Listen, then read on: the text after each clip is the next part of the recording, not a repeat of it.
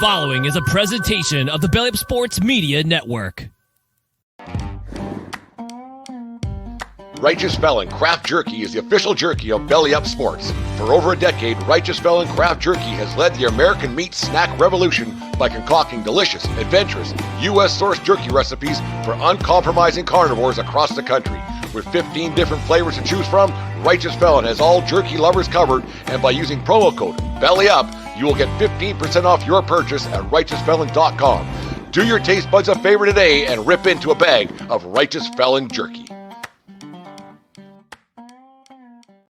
Off for schedule for a couple weeks here. Who is better and would you rather got kind of mixed up there, but I got 1, 2, 3, 4, 5. Who is better? You ready to go? I am. Dave, who is better? David Wells, Toronto Blue Jays, Yankee no hitter, New York Yankees, perfect game actually, or bit of a drunkard, or Larry David. David Wells or Larry David? Yeah. David Wells is a salty motherfucker, as is Larry David. David Wells is a professional athlete. I think he was just extremely average. The only thing that I appreciate about David Wells is that he was a Yankee fan, ended up with the Yankees, pitched that perfect game with a hangover because I believe he was a surprise starter. He was hanging out at the Saturday Night Live there was no surprise. Party. He just was out too late. Yeah. Yeah. So he probably did a line or two I don't know that, but fuck, if you're partying with movie stars, you probably got a little pick-me-up coming up your way. He was able to pitch a perfect game for the Yankees. Larry David is half responsible for top 3 sitcoms of all time with Seinfeld. Curb Your Enthusiasm. I still watch it. I watch it all the time. I go watch back. Seinfeld every night. And Curb Your Enthusiasm is fucking awesome too. This one goes to Larry David by a fucking landslide. Oh, that much, eh? By a landslide. I never liked David Wells. I think David Wells and his fucking act and he's just one of those surly guys and me, I'm old school. Like, you're not old school. Like, just fucking grab the ball and fucking throw it. And he won the lottery by throwing that no-hitter. Perfect game. Right? Oh, are you sure it was a perfect game? I'm very sure. No, I'm just gonna keep calling it a no-hitter. No-hitter is the same thing as a perfect game, isn't it? Actually, he's on the perfect game wall of fame over here. Whatever here. Well, okay. Well, did he give up? Did he give up any hits? No, it's a perfect game. Well, then, so it was just a no-hitter. Yeah.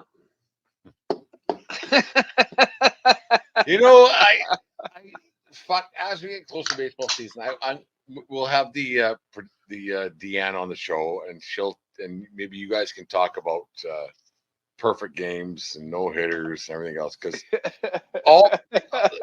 both of you have different.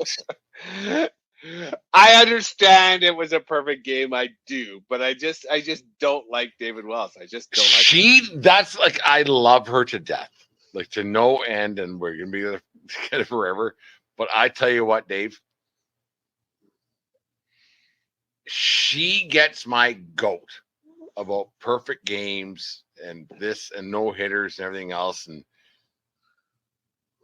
yeah, I don't know how many more baseball seasons we can get through with her continuing to do that. So, like, her perfect game is 27 pitches.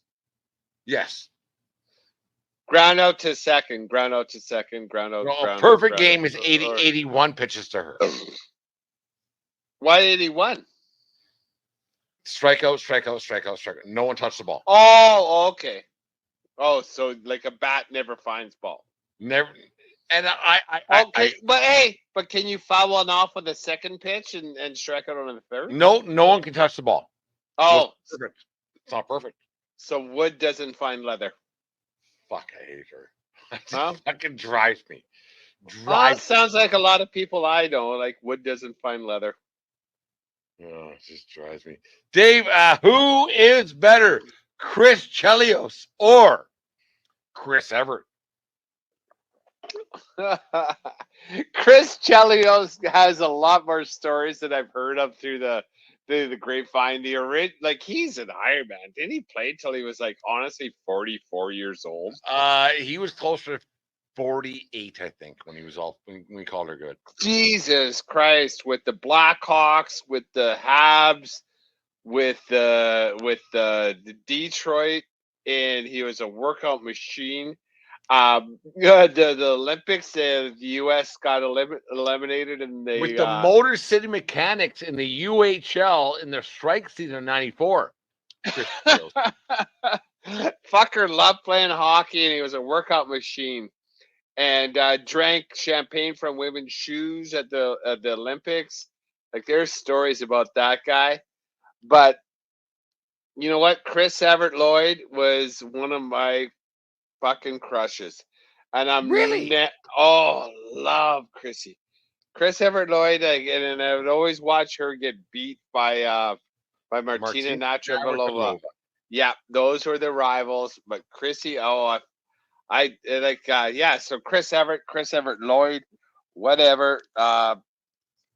She was a bit of a crush. She wasn't a bit of a crush. She was a huge crush of mine. So this one, and she won Grand Slams. Like she's 10, 12 Grand Slams, so she's no joke. Tennis Hall of Famer.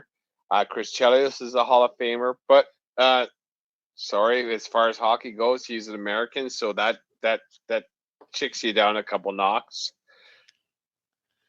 Well, America. Chris Everett Lloyd wins this one, just because really?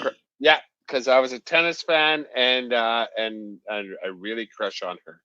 Really, because she's totally Greg Norman now, I think, right? I think they're divorced. I would hope so, and so I'm willing to overlook that because it's just fantasy world, anyways, right? And if her and I end up together, like Greg Norman has something to do with it, anyways.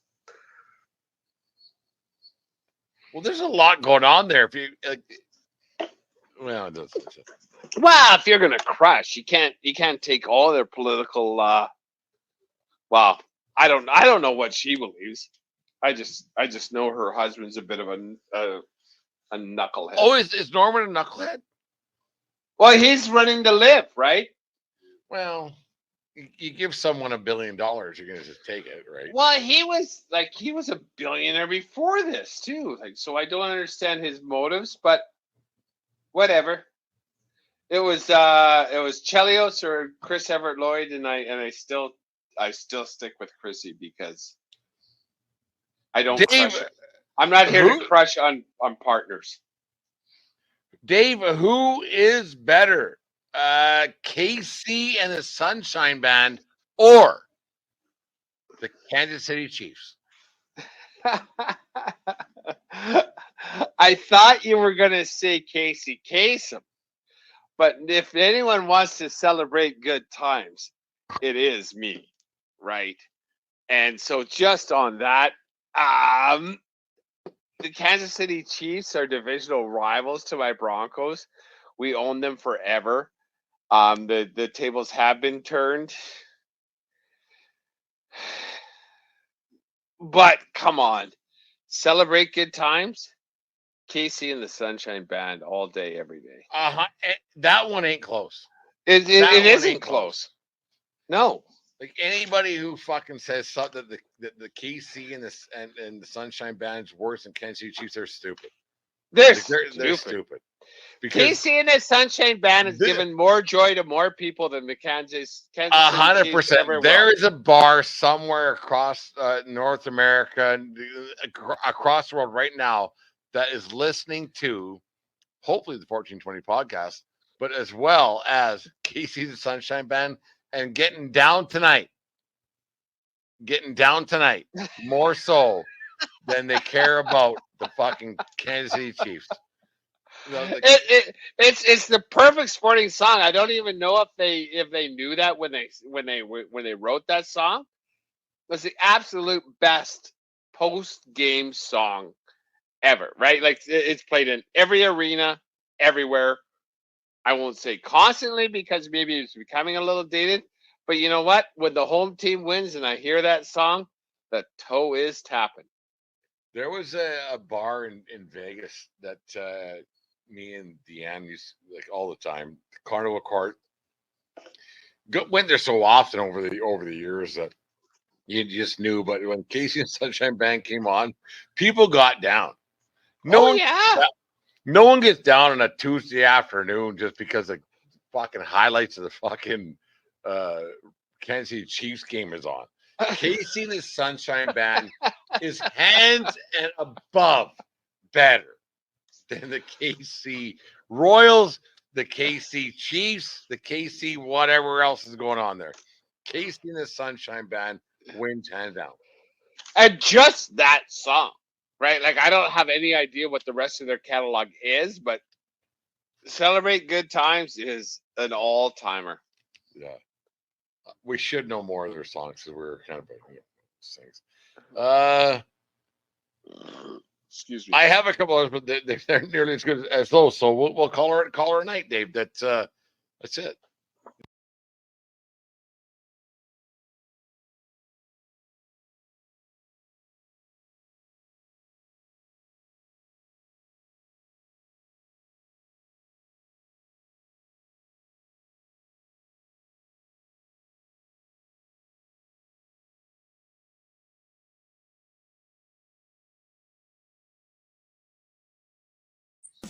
You just listened to the 1420 Sports Bar podcast.